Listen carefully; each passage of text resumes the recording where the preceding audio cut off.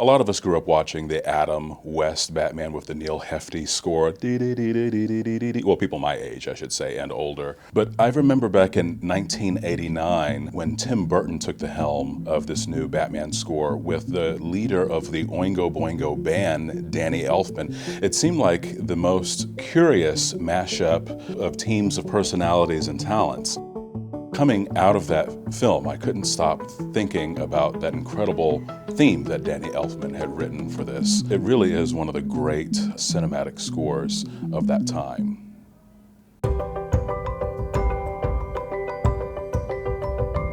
It's a really thrilling experience to conduct these film scores in this very special way. If you think about cinema in its original format, it was picture and music. This is before there was even dialogue or sound effects. It was always picture and music. So it really, when you have a live orchestra performing the score to the movie, it's how it was originally intended. I think it's no surprise that a lot of musicians have drawn inspiration from film score and film score music, and the gold standard in America certainly is John Williams with his iconic scores like Jaws and Jurassic Park and Star Wars. So it was always a dream of mine coming up to have the opportunity to play under his baton one day. And for the last 20 years, I've worked in Hollywood on many films, including working with John Williams over the last 15 years.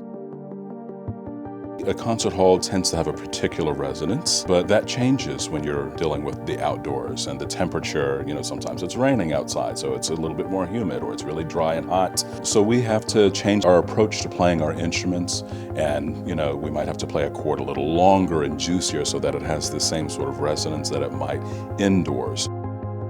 Sometimes we have to play things with a little bit more intensity so it still has the same impact by the time it gets all the way out to the grassy knoll at the top of the hill.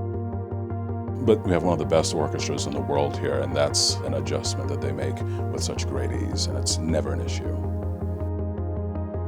I've gotten to interact with quite a number of audience members, and some who come quite a ways, 40, 50 miles away, to see each of the films that I've done here, whether it be Black Panther or Star Wars, and now Batman.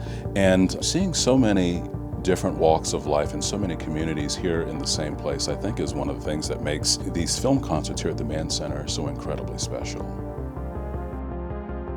Getting to work here is such a privilege, and I certainly wish the Mann Center here in Philadelphia a beautiful and happy anniversary and success and joy for many more years to come.